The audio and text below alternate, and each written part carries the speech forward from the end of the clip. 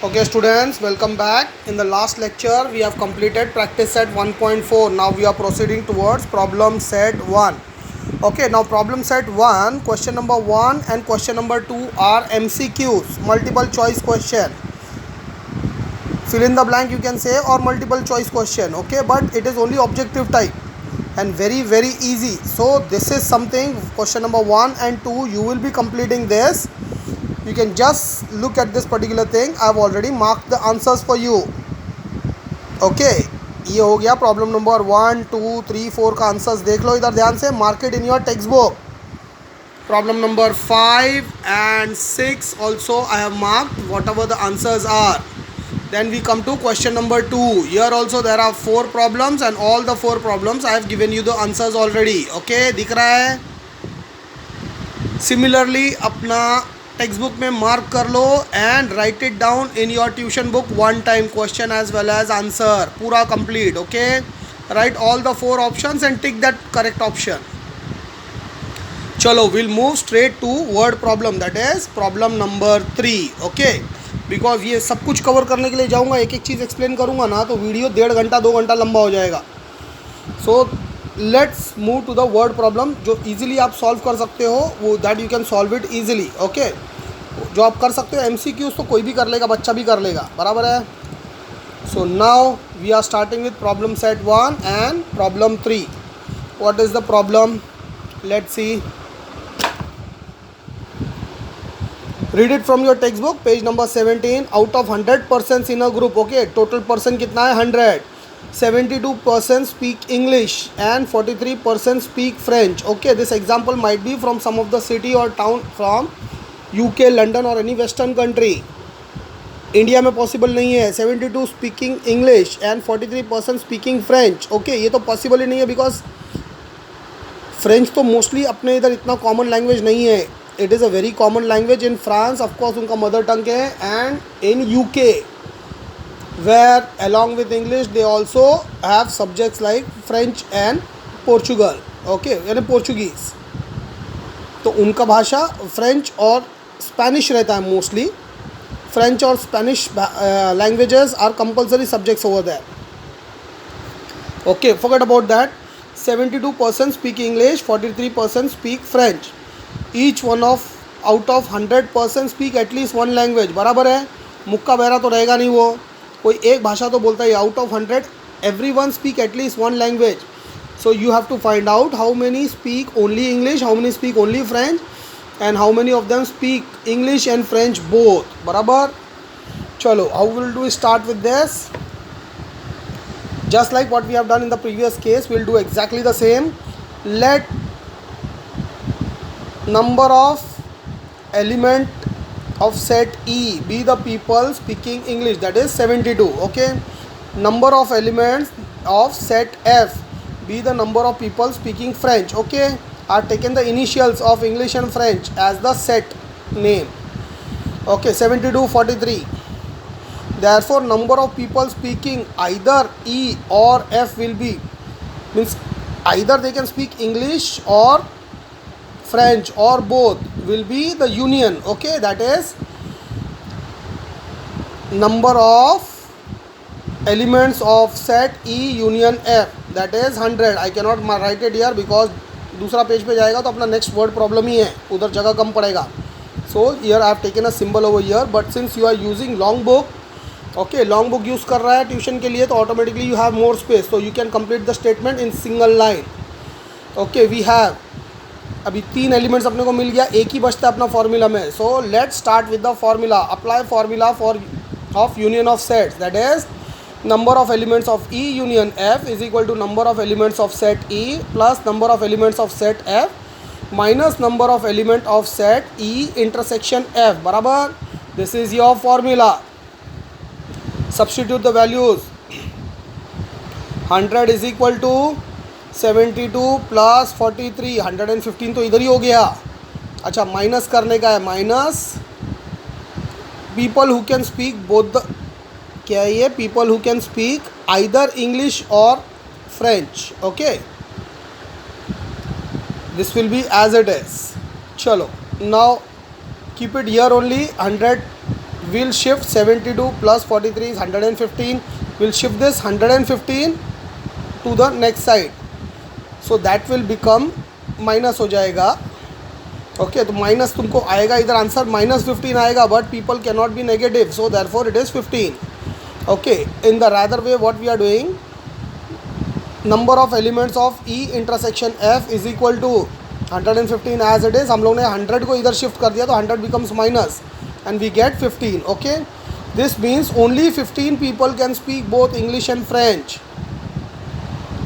Therefore number of people who can speak English, only English कैसा रहेगा, those who can speak English is 72, लेकिन only English speaking के अंदर we have to remove 15 from the English speaking people, so that there are people which can speak English as well as French. Okay, so English जो है already they have been counted here, so people who can speak both the languages अगर निकालेगा तो we will get people who can speak only English. That means number of elements of E minus number of elements of E intersection F, that is 72 minus 15 is 57. Similarly people who can speak only French will be again number of element of F minus number of element of E intersection F, that is 43 minus 15 28. बराबर मिल गया तीनों चीज़ का answer.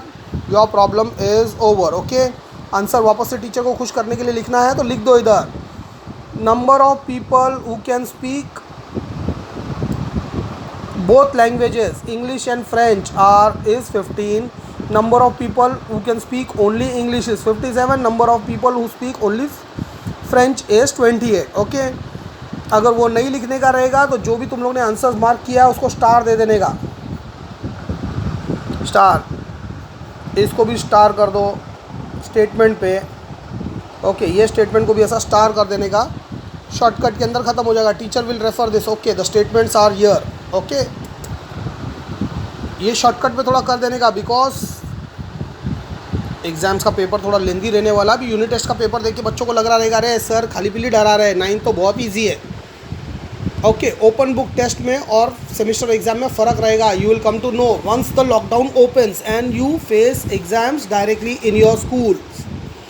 चलो, will go for the question number 4. What is question number 4? Let's refer from the text book. 70 trees were planted, इधर गया, 70 trees were planted by Parth and 90 trees were planted by Pradnya. Okay, spelling थोड़ा mistake है, प्राज्ञा लिखेला इधर, H missing है. On the occasion of tree plantation week. Okay, out of this 25 trees were planted by both of them together. Parth ने किती लावले 70. Okay, प्रज्ञाने किती लावले 90 आणि दोघांनी मिळून 25 लावलेले. So how many trees were planted by Parth और प्रज्ञा? टोटल कितना ट्रीज उन लोग ने प्लांट किया रहेगा, that you have to find. Okay, easy है. पार्थ ने कितना किया रहेगा? पार्थ ने अकेला कितना लगाया? 70 माइनस 25. प्रज्ञा ने 90 माइनस 25, दोनों मिल गया. फिर 25 तो अपने पास ऑलरेडी है ही है. ओके, चलो let's solve it statement wise. Let number of elements of P be the plants planted by Parth. Okay, let number of D be the trees planted by Pradnya. Okay, just because उन लोगों ने प्राज्ञा कर दिया है, I taken D over here. Okay, that is P and D. Therefore, number of element of P intersection D will be the total number of trees planted by both of them. बराबर, दोनों ने मिलके जो लगाया वो intersection ही रहेगा. Therefore, total number of trees planted by P और D will be,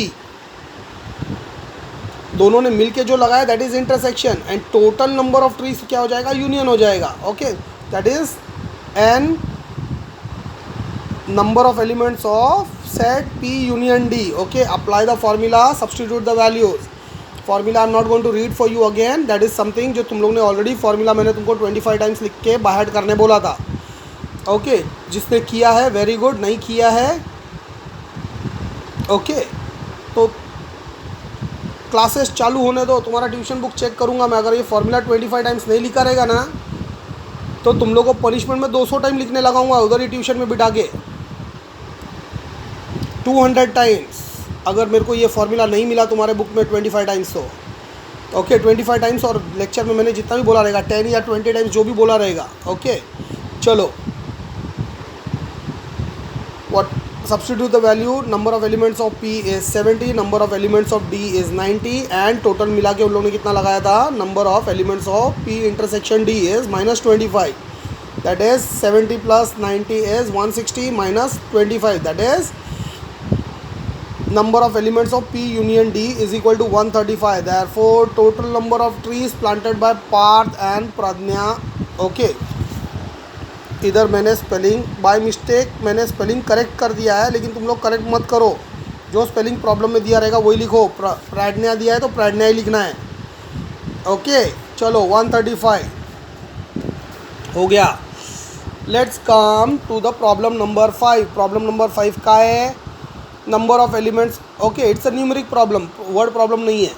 चलो, number of elements of set A is 20, number of elements of set B is 28, number of elements of A union B is 36. So you have to find number of elements of A intersection B. Very easy है, apply the formula, substitute the values. 36 is equal to 20 plus 28 minus number of elements of A intersection B which we have to find. Okay, 20 plus 28 is 48.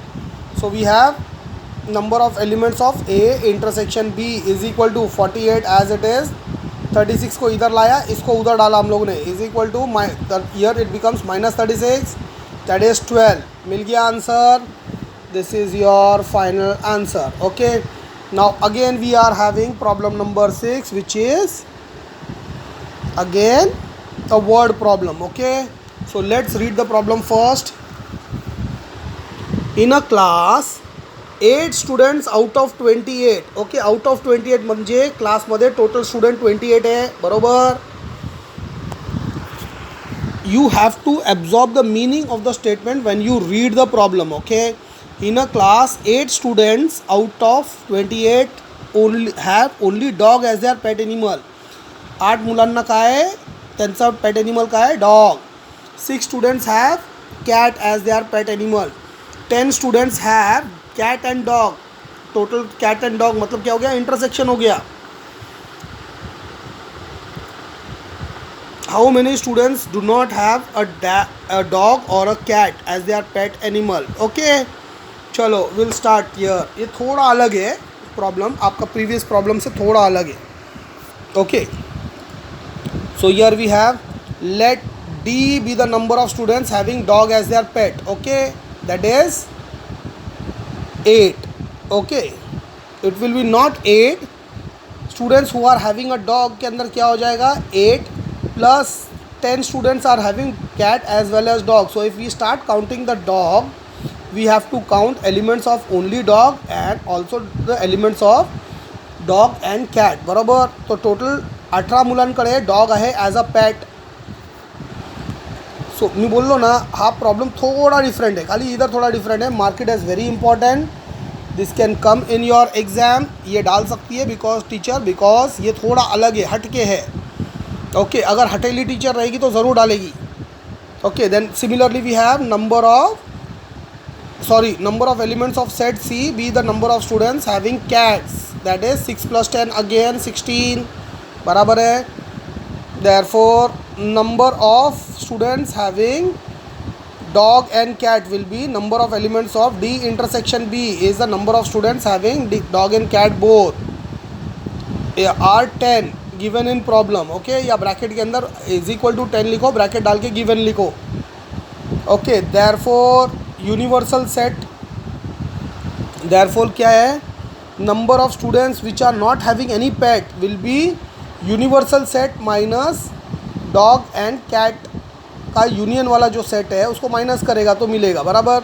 So for finding this first of all we have to find this value, set D union C, number of elements of D union C. Okay apply formula, चलो formula लगाया, number of elements of only dog is 18, number of elements of only cat is 16, number of elements of said dog and cat is 10. Okay, 18 plus 16 minus 10, that is 34 minus 10, 24. Okay, therefore how many number of students don't have dogs or cat? किसके पास नहीं है? So that we have to find actual number of students that do not have dogs and cats are universal set minus the students that are having dog or cat or both. Okay, union इनको हटा दिया तो वो बेचारे बच्चे रह जाएंगे जिनके पास कोई पेट नहीं है. So universal set. Okay, not union, this is universal set. अच्छा, यूनियन इधर बोला था मैं. ओके, यूनिवर्सल सेट क्या था इसके अंदर? आउट ऑफ 28 स्टूडेंट्स बोला था इन द प्रॉब्लम स्टार्ट में ही बोला था. बराबर है, देखो इधर ध्यान से. Out of 8 students out of 28. सो हम लोग को इतना तो समझ में आ गया, 8 students have dog. Out of 28 से क्या मतलब है? टोटल स्टूडेंट्स 28 है. सो 28 is the universal set in this problem. Okay, चलो 28 माइनस 24 इज 4. ओनली 4 स्टूडेंट है जिनके पास न डॉग है न कैट है. Okay, problem solve. This is your final answer. Let's move to problem number 7. Draw Venn diagram and represent the union of set. Union of set कैसा बनाएगा तुम लोग? Set A is 3 4 5 7, set B is 1 4 8. What is the number common? 4 common है, बाकी कुछ भी नहीं है. बराबर. Use a pro circle, use the biggest circle of the pro circle. Okay, biggest मतलब बड़ा वाला नहीं, अंदर जो छोटा छोटा सर्कल्स है उसके अंदर जो सबसे मैक्सिमम साइज़ वाला है उसको यूज़ करो. Pro circle is very important because overlapping तुम प्रो सर्कल में तुमको समझ में आएगा. स्टेंसिल्स में इतना क्लियर नहीं समझ में आता है, थोड़ा टाइम वेस्ट हो जाता है, 2-5 सेकेंड ज़्यादा. Okay, so by pro circle it's better. दोनों खरीद के रखो, अपने को लगने ही वाला है पूरा. 9th में भी लगेगा, 10th में भी लगेगा. चलो, set A is 3 5 7 and 4 common को इंटरसेक्शन पॉइंट में डालो. B is 1 and 8 and 4. समझ में आया? Problem clear. Problem number 2. The problem number 7 is having 3 sub problems. All 3 are diagrammatic. You have to draw Venn diagram for set P which is A B C E F. D missing है. इधर क्या है? L M N E B है. Okay, चलो इधर E और B repeat हो रहा है, इधर भी E एंड B रिपीट हो रहा है. सो मतलब इंटरसेक्शन में E और B आएगा. First make the diagram. First always right. Set का पहले नाम लिख लो, P और Q कैपिटल में, एलिमेंट सब स्मॉल लेटर्स में दिया हुआ है. तो पहला इंटरसेक्शन वाला एलिमेंट्स लिखो, common element E and B, that is E and B. Balance कितना बच गया इसमें? A C F, right? A C F. इधर बैलेंस क्या बच गया? L M N, that you are writing L M N. बराबर. ओके, इधर मैंने कट इसलिए किया हूँ बिकॉज जो L लिखा था मैंने, it was looking more like E. So in order to avoid this confusion, जल्दी जल्दी में अगर तुम लोगों ने कर्सिव में अगर L लिख दिया ऐसा डिज़ाइन में और वो टीचर E बोल के रॉन्ग दे सकती है मार्क्स, अगर टीचर को काटता ही रहेगा तो. So instead of writing like this, it's better you write simple L. Okay, जैसा मैंने करेक्ट किया उसको कट करके, then I write instead of this write it as L. Okay, चलो ये याद रखो, दिस इज़ वेरी इंपॉर्टेंट. इन तो सब कुछ करेक्ट करने के बावजूद भी अगर एक रॉन्ग हो गया तो तुम्हारा सीधा 3 मार्क का प्रॉब्लम रॉन्ग जाएगा. If it will come either for 2 marks और 3 marks. Now the third sub question is, किधर गया यार पेन? Okay, set X is 83 89 97, set Y is 91 93 95 97 99. Why I have written one below the other? You know, यहाँ पे single single number है, compare करना easy हो जाता है. When there are double numbers, ऊपर नीचे अगर सेट लिखेगा तो मैच करने के लिए इजी हो जाता है. क्या इधर 97 है, 97 है, only one number common. Let's mark it with red. तो हम लोग क्या करेंगे? फर्स्ट मेक प्रो सर्कल से बना लो. ये भूल गया मैं, ऐसा भूलना नहीं है. X और दिस इज़ Y कैपिटल, इसको बड़ा ही लिखो. ओके, एंड देन इंटरसेक्शन वाला नंबर कौन सा है? 97 को बीच में डालो. जो बचा कुचा एलिमेंट्स है 83 89 83 89. इधर बचा कुचा क्या है? 91 93 95 99 91 93 95 99. ओके, समझ में आ गया? देख लो ध्यान से इसको वापस एक बार। क्लियर है? You have to draw this diagram also 5 times. हाँ, सब प्रॉब्लम हमको 5 टाइम्स करना है तो करना है। Now we have problem number 8। Problem number 8 is a very stupid yet a very, what you can say, challenging type of a problem, because this is a test not only about sets but this is also a test of about the properties of the geometric figures that you know, that you have learnt already. हम लोगों ने किया है square, parallelogram, rhombus, rectangle, all these we have done these figures already and we know their properties. वो properties को हम लोग को याद में रखते हुए ये problem पूरा solve करना है. So that is why you can mark this as the most important problem. Okay, what is the problem? Let's read first. अरे मिस हो गया पेज, किधर गया? Okay, we are here. Okay, चलो let's read problem number 8. Problem number 8 is,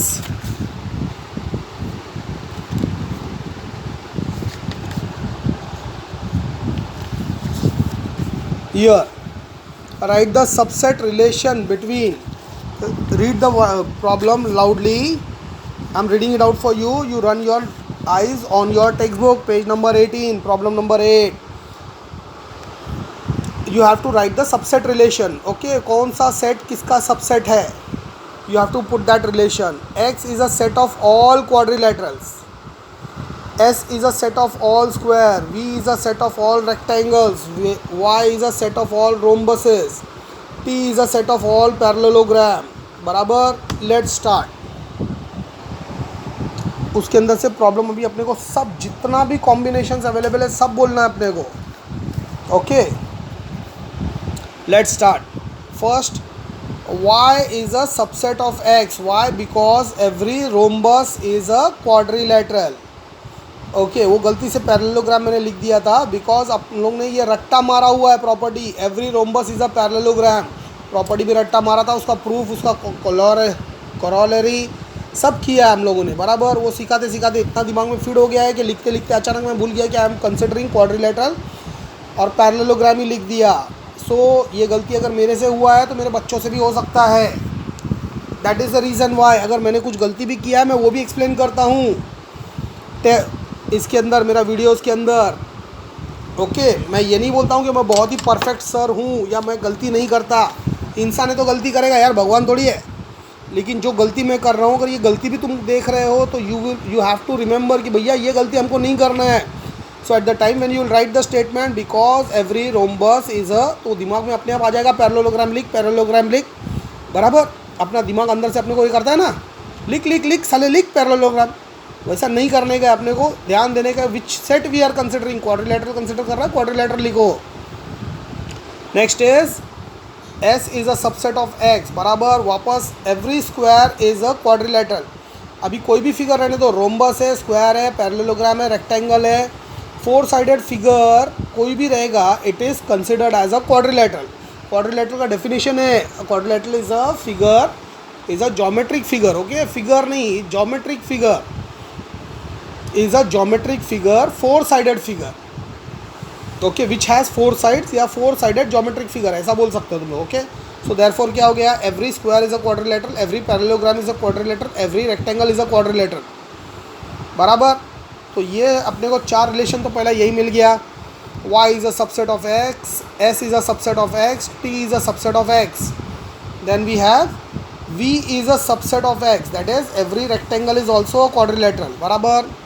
we have s is a subset of y, that is every square is a rhombus. Okay, if the rhombus is having its vertices, angle of vertices 90 degree, कोई एक भी 90 degree हो जाएगा तो that rhombus is a square. So that means every square is having 90 degree. So every square is already a rhombus. Okay, S is a subset of T. Every square is a parallelogram. बराबर? If you make a parallelogram with opposite sides congruent and all the 4 sides congruent with angle 90 degree, it automatically becomes a square. So every square is automatically fits into the definition of parallelogram. Now V is a subset of T, that is every rectangle is a parallelogram. Okay, guide में I think they have given you only the answers. They have not given you the explanation. I am giving you with answer and I am also explaining you why this answer कहाँ से आया निकल के.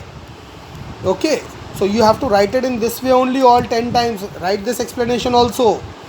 Might be possible in your exams अगर teacher ने ये बोल दिया explain the subset relation and give reason for your answers or verify your answers, तो ऑटोमेटिकली तुमको ये लिखना पड़ेगा जो it's not a part of your problem, but हम लोग ने कंसिडर कर लिया है इसको.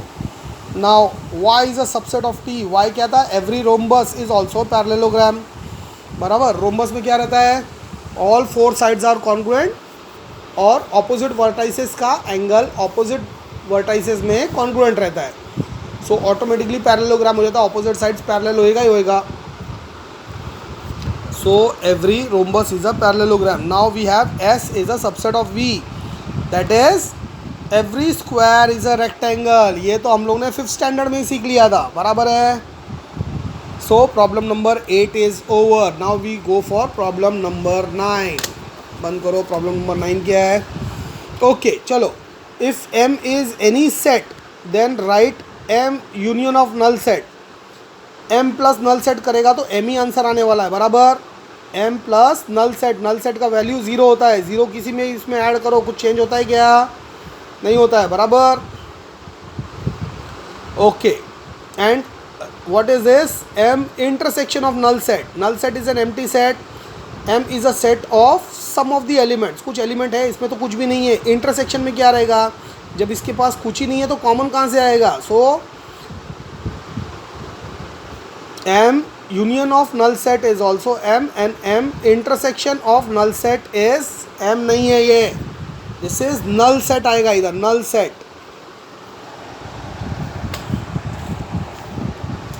Okay, देख लो इधर. I have explained you over here. M union of null set, that is equal to M, since element of M plus element of null set is equal to element of M plus 0 is equal to M, that is element of M plus 0 is equal to M only. बराबर. So I have given the answer as well as I have given you the reason of the answer. Next one is M intersection of null set. Since null set is empty, there is no common element for intersection. Therefore we have M intersection null set is null set only. बराबर. समझ में आ गया. Problem number 9 is over. Problem number 10 is homework for student. Very easy. Solve on your own. ये क्या problem था यार? देख लेते हो वापस एक बार. इतना ईजी है कि मैंने मेरे बच्चों पे भरोसा कर लिया कि वो लोग सॉल्व कर लेंगे. What is that? It is also marked important. Okay. Important होने के बावजूद अगर साजिद सर ने सॉल्व नहीं किया मतलब ये एकदम बच्चा लोग का प्रॉब्लम है. बराबर. लेट्स सी क्या है. Observe the Venn diagram and write down the given set. Universal set लिखना है. Set A, set B, set of A union B and set of A intersection B. Okay. मतलब उसमें से you have to just pick up the elements and write the set in listing method. बराबर है. हाँ, तो ये बच्चे लोग का ही प्रॉब्लम है. हम लोग ने एग्जाम्पल लेसन शुरू किया था तभी किया था, तो ये मैं सॉल्व नहीं करूँगा. This is something which you can solve it easily and you have to solve it. Write it 5 times. Last problem number 11. If number of elements of A is 7, number of elements of B is 13, number of elements of A intersection B is equal to 4. Find A union B. What we have to do? We have to apply the formula, substitute the value. चलो ये solve कर दिया मैंने. Using formula we have. ये उड़ मत भाई, page बहुत डिस्टर्ब करता है यार. Number of elements of A union B is equal to number of elements of A plus number of elements of B minus number of elements of A intersection B. Substitute the values. 7, B का value 13 minus intersection में 4. So that is 13 plus 7 is 20. 20 minus 4 is 16. Number of elements of A union B is equal to 16. Maths 1 lesson number 1 is over. Extra problem sheet मैंने तुम लोग के लिए खास type करके arrange करके रखा हुआ है. Okay, once this lesson is over, अभी लेसन तो ओवर हो गया है. For you, since this lesson is very very easy, I am going to take a test for all you people. मैं क्या करेगा, मैं आपको एक्स्ट्रा शीट देने वाला है. वो शीट में प्रॉब्लम्स भी है और सॉल्यूशंस भी दिया हुआ है. But each and every practice sheet और each and every problem sheet you will try and solve it on your own. अपने आप से वो प्रॉब्लम सॉल्व करना है and then match the answers given in the answer sheet. और देखो किसको कितना राइट मिल रहा है, किसको कितना रॉन्ग मिल रहा है. बच्चा, अगर ये पूरा लेसन इतना डिटेल में एक्सप्लेन करने के बाद अगर एक्स्ट्रा प्रैक्टिस शीट के अंदर तुम्हारा कुछ भी प्रॉब्लम रॉन्ग हो रहा है ना, तो मैं इतना ही बोलूँगा, बच्चे लोग डूब मरो. इतना इजी ये है. अगर ये लेसन तुमको स्टैंडर्ड 5th में भी इंट्रोड्यूस होता ना, standard 5th, the very first standard that you have in your secondary section, 5वीं में भी अगर तुमको ये लेसन इंट्रोड्यूस हो जाता तो 5वीं में भी तुम लोग आउट ऑफ मार्क्स लेता था ये लेसन के अंदर. इतना इजी लेसन है. अभी पूरा कंप्लीट जिस हिसाब से मैंने एक्सप्लेन किया है, अगर उसके बाद भी अगर प्रैक्टिस शीट में किसी का रॉन्ग आता है, तुम्हारा ऑनलाइन जैसा यूनिट टेस्ट दिया वैसा नहीं देना, कॉपी मार मार के लिखना नहीं और मैं साजिद सर को बोलना नहीं हाँ सर मेरा सब राइट आया. ओके, ईमानदारी के साथ. अगर तुम मेरे को चीट कर रहे हो, नुकसान कहीं ना कहीं तुम्हारा ही होगा. तो सॉल्व करो घर में वो पर्टिकुलर शीट. मैं भेजूँगा तुम लोगों को. I send you the copies. कैसा तुम्हारे पास पहुँचाना है वो कॉपीज़ का पहले मेरे को जेरोक्स वगैरह निकालने दो. मैंने एक ही शीट बना के रखा हुआ है. जेरोक्स निकाल के या तो तुमको जेरोक्स पे भेजूँगा या टेलीग्राम के ऊपर उसको स्कैन करके भेजता हूँ. मेरा स्कैनर भी ख़राब है. तो जेरोक्स कॉपीज़ तुम लोग को हैंड ओवर करने का रहेगा. Whenever you are coming to FX school, let me know. कोई तीनों में से कोई एक भी आ जाएगा तो मेरे को बताओ, मैं सबका शीट तुमको दे देगा. Okay, so you can go to your house and you can distribute the sheets among yourself and solve it. Okay, चलो lesson number 1 is over. Since अच्छा पॉलिनोमियल्स, अभी ये ध्यान दो, we already have started polynomials just because थोड़ा tough lesson था. But हम लोग ने पॉलिनोमियल्स किया था और 8 दिन का ब्रेक लिया था. 8 से 10 दिन का ब्रेक हो गया उसके अंदर बिकॉज देयर वाज तुम्हारा यूनिट टेस्ट था. Polynomials is a subject which we can not continue with a break. Okay, अगर ब्रेक हो गया है तो हमको ये वापस से जहाँ ब्रेक से हम लोग वापस शुरू करेंगे. We have done 3.1 3.2. अब डायरेक्ट 3.3 चालू करूँगा तो वो नहीं समझ में आएगा तुम लोगों को. Okay, so what we will do, will start polynomials again with the introduction part as if कि हम लोगों ने किया ही नहीं है. नाउ ये लेसन हम लोग पूरा कंप्लीट करेंगे as per your school pattern, but will do it right from the start. Okay, so polynomials का ऑलरेडी जो अपना वीडियोस लेक्चर्स हुआ है वो लेक्चर्स वापस रिपीट होएगा. वो सब चीज़ वापस से देखो 2 टाइम. प्रैक्टिस सेट 3.1 3.2 5 टाइम्स लिखो अपना बुक में and then we will start with practice set 3.3. And believe me, practice set 3.3 3.4 इतना ज़्यादा हार्ड है कि मोस्ट ऑफ द स्कूल्स क्या करता है, they omit that. Practice set 3.3 and 3.4 omit करता है. उसमें से 3.4 ओमिट करेगा, दैट इज़ क्या है, वो रिमाइंडर थियरम है. रिमाइंडर थियरम ओमिट करेगा, no issue no problem, because वो रिमाइंडर थियरम ऐसा यूजलेस थियरम है जो समझने के लिए भी बहुत हार्ड है और 10th में रिपीट भी नहीं होएगा तुम लोगों को और उसके बाद कभी ज़िंदगी में रिपीट नहीं होएगा. अगर तुम लोगों ने कॉमर्स या आर्ट्स ले लिया तो, साइंस लिया गलती से तो फिर आने वाला है वो वापस 12th साइंस में आएगा मैथ्स में. ओके, बट वो हम लोग तब का तब देखेंगे. अगर 12th का भी रहेगा तो वो टाइम मेरे पास ट्यूशन के लिए आएगा तो मैं समझा दूंगा, कोई प्रॉब्लम नहीं है. बट सिंस वो तुम्हारा 10th में रिपीट नहीं होएगा और अगर टीचर भी ओमिट कर रहा है तो हम लोग उसमें टाइम वेस्ट नहीं करेंगे. ओके, लेकिन प्रैक्टिस सेट 3.3 अगर ओमिट भी किया रहेगा तो बच्चा लोग तुमको ये करना ही पड़ेगा because practice set 3.3 is solving a polynomial with synthetic division and linear division method. Synthetic division हम लोग ने 8th में हम लोग ने देखा था थोड़ा सा, 9th में डिटेल में स्टडी किया था. 8th में तो खाली हम लोग स्क्वायर रूट निकालते थे. 9th में हम लोग ने थोड़ा डिटेल में स्टडी किया था उसको, सिंथेटिक डिवीजन को. देन अभी 8th में किया, 9th में कर रहे हैं और 10th में वापस रिपीट होने वाला है. तो हम लोग 3.3 तो करेगा ही, भले स्कूल वाले ने भी अगर छोड़ दिया रहेगा तो भी we will do it because the sums that we will be covering only 6 sums we have to cover here for synthetic division and linear division. लेकिन अगर ये नहीं कवर किया ना तो 10th के अंदर in the lesson quadratic equation you have exercises like solve the quadratic equation by squaring method, by comparing method. ये दोनों मेथड तुमको बिल्कुल समझ में नहीं आएगा अगर तुमको अभी तुम लोग ने ये सिंथेटिक डिवीजन के साथों साथ लीनियर डिवीजन नहीं किया तो। Okay, linear division is the basic that you need to understand what is squaring method and what is comparing method of polynomials. Okay, वो दो मेथड बिल्कुल समझ में नहीं आएगा तुम लोगों को, बिकॉज आई नो अपना जो पहला साल में साहिल येड़े करके स्टूडेंट था, ओके, उसका स्कूल ने भी ओमिट किया था 9th के अंदर, तो उसको कोई आइडिया नहीं था लीनियर डिवीजन का ही उसको कोई आइडिया नहीं था। And squaring method and comparing method का जो मैंने क्वाड्रेटिक में जब 10th में उसको एक्सप्लेन किया, उसको बिल्कुल दिमाग में नहीं किया।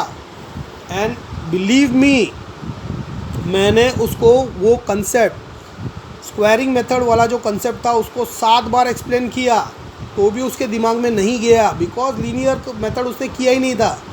ओके, आलसू लड़का था, मैंने उसको बोला चल बेटा अपन एक काम करते हैं, 9th स्टैंडर्ड का है ना, लीनियर वाला मेथड तेरे को सिखा देता हूँ लीनियर डिवीजन का, उसके बाद तेरे को ये समझ में आएगा।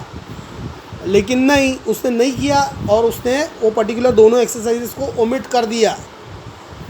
बराबर, तो ऐसा तुम लोग को नहीं करना है, क्योंकि उसका आगे जो हुआ स्टोरी बोलूँगा तो तुम लोग ऑटोमेटिकली बोलोगे नहीं सर पढ़ाओ, नहीं भी है स्कूल में तो भी पढ़ाओ। ओके, साहिल येड़े, उसकी मम्मी ने बोला था पास होके कॉलेज में जाएगा तो तेरे को बाइक दिलाऊगी 2 व्हीलर, फेल हो गया। ओके, वो फेल इसलिए हुआ क्योंकि एग्ज़ाम्स के टाइम पे मैंने उसको सीरियसली पढ़ाना ही बंद कर दिया था। फर्स्ट एग्ज़ाम इंग्लिश का था एंड इंग्लिश के पेपर के टाइम पे ही वॉज प्लेइंग, उसका OLPS में नंबर आया था एंड ही वॉज प्लेइंग, अपना ये शिवसेना का ऑफिस है उसके सामने वो खेलते बैठा था एग्ज़ाम से पहले। मैं देखा and I was really surprise. जब उसको पूछा मैं इधर क्या कर रहा है, तेरा एग्ज़ाम है तो अभी तक सेंटर में क्यों नहीं गया, so is giving a reply, sir मैं बॉल पेन खरीदने आया था। जबकि पूरा साल भर से मैं उसको इंस्ट्रक्शन दे रहा था कि you don't have to change your ball pen और your pen during your exams. जो पेन हम पकड़ के चल रहे हो राइट फ्रॉम 9th स्टैंडर्ड, उसी पर्टिकुलर ब्रांड को परमानेंट कर लो और उसी पेन के ऊपर तुम्हारा ग्रिप है, तुम्हारा राइटिंग का स्पीड उसके ऊपर डिपेंड करता है। ऑल ऑफ अ सडन अगर तुम एग्ज़ाम्स के टाइम पे चेंज करोगे तो राइटिंग का स्पीड हैम्पर होएगा। कहीं ना कहीं ज़्यादा तुमको इतना समझ में नहीं आता लेकिन हैम्पर होता है। ओके, एक मोटा पेन से लिख के देखो और एक पतला पेन जो रेगुलर तुम यूज़ करता है वो पेन से लिख के देखो, चेंज करके देखो और राइटिंग का स्पीड कैलकुलेट करो। If you can feel it कि हाँ भाई चेंज हुआ है, तो साजिद सर ने तुमको ये इंस्ट्रक्शन पूरा साल भर समझाया। Okay, he was not my student in 8th and 9th, वो मेरे पास सीधा 10th में ही आया था, क्योंकि जिस ट्यूशन में जाता था उन लोगों ने निकाल दिया था उसको 9th में ही। 10th में लेने से उन लोगों ने मना किया था, स्नेहल का भाई था इसलिए अपने को लेना पड़ा। ओके, टीचर का रिलेशन है ना, तो टीचर के इसमें शबाना टीचर के रेफरेंस से ले लिया। लेकिन वो बच्चे ने क्या किया, वो तो किया ही किया, पहला दिन में मेरा दिमाग ख़राब किया था। एंड सेकेंड और थर्ड पेपर के टाइम पे उसे उसने हद कर दिया। जब मैं उसको बोला है ये आंसर्स मेरे को लर्न करके अभी फटाफट दे, so rather than learning the answers, वो तुषार बिडलान का आईफोन लेके जाके टॉयलेट में बैठा है और टॉयलेट में बैठ के PUBG खेल रहा था eight the time of board exam. जो लड़का PUBG खेलता है वो कितना सिंसियर है। तो मैंने भी सोचा जब उसको खुद को फिक्र नहीं है तो मैंने भी उसको सिंसियरली पढ़ाना बंद कर दिया। उसके बाद तो 1-2 एग्ज़ाम में वो आया भी नहीं ट्यूशन को, तो भी मैंने उसको फ़ोन नहीं किया कि आ करके। ओके, लेकिन हो गया उसका जो मम्मी ने उसको प्रॉमिस किया था, मम्मी ने किया उसके लिए। मम्मी ने प्रॉमिस किया था अगर पास होएगा तो 2 व्हीलर दिलाएगा कॉलेज आने जाने के लिए। अभी फेल होने के बाद मम्मी ने उसको 3 व्हीलर दिलाया है, रिक्शा। अभी वो रिक्शा चला रहा है और अपने ही दोस्तों को कॉलेज ड्रॉप करता है और पिकअप करता है। बराबर है, कॉलेज तक तो पहुंच गया वो। अगर तुमको वैसा पहुंचना है तो उसका रास्ता अपनाओ, नहीं तो जैसा साजिद सर बोल रहे हैं वैसा सिंसियरली पढ़ाई करो बच्चा लोग, it is good for you. Okay, polynomials we are going to start again from lecture 1। Okay, चलो। एंड प्रॉब्लम सेट 3.3 तो हम लोग करेंगे, लेकिन 3.4 करने का ज़रूरत नहीं है, रिपीट नहीं होता है। I want all the students to cross check with your school which are the exercises or practice set they are going to cover in your lesson polynomial 3.3, 3.4, 3.5 में से क्या क्या कवर हो रहा है या क्या ओमिट हो रहा है वो देख लो। 3.1, 3.2 तो है अपने को ऑलरेडी मालूम है, यूनिट टेस्ट में आ गया। बराबर है, हाँ वो भी चेक करो। और next lesson ratio and proportion से, उसमें भी जहाँ तक मेरे को लगता है ना कि 4.4 या 4.3 ऐसा ही कुछ प्रैक्टिस सेट है, उसमें भी 2 प्रैक्टिस सेट टीचर्स अवॉइड कर देते हैं। लास्ट वाला प्रैक्टिस सेट तो अवॉइड करते हैं बिकॉज उसमें प्रॉब्लम्स इतना हार्ड है कि कई बार तो ऐसे भी कई टीचर्स हैं जिनको खुद को समझ में नहीं आता है। Okay, that is why you can see that अपना सुभाष नगर के अंदर भी there are more than 20-25 classes, लेकिन out of that 70% of the classes बाहर बोर्ड लगा हुआ है कि they take tuitions only from 1st till 8th, 9th और 10th को वो लोग टच इसलिए नहीं करते because of that lesson ratio and proportions. समझ में आया? हाँ, तो उस पर भी मालूम कर लो कि कौन सा सेट ओमिट किया है। अगर वो ओमिट भी किया है and if you want to learn, मैं सिखा देगा, मेरे को कोई प्रॉब्लम नहीं है। ओके, क्योंकि उसके अंदर से कुछ प्रैक्टिस सेट भले ओमिट भी रहेगा तो भी 10th में रिपीट होने वाला है। वो ratio and proportion will be repeated, this lesson will be repeated to you in 10th। खाली हेडिंग चेंज होएगा, जैसा पॉलिनोमियल्स को उन लोग चेंज करके क्वाड्रेटिक इक्वेशन कर दिया है लेसन का हेडिंग, वैसा ratio and proportion will come as with a topic called variation. Proportion के बदले वेरिएशन नाम रहेगा, उसका नाम चेंज होएगा, लेसन पूरा सेम ही रिपीट होने वाला है। सो हम लोग ratio and proportions will try to cover each and everything. Okay, चलो, very good. Lesson number 1 is over. Lesson number 3 हम लोग फिर से फर्स्ट लेक्चर से चालू कर रहे हैं। Everything you are going to receive again. Bye bye for now.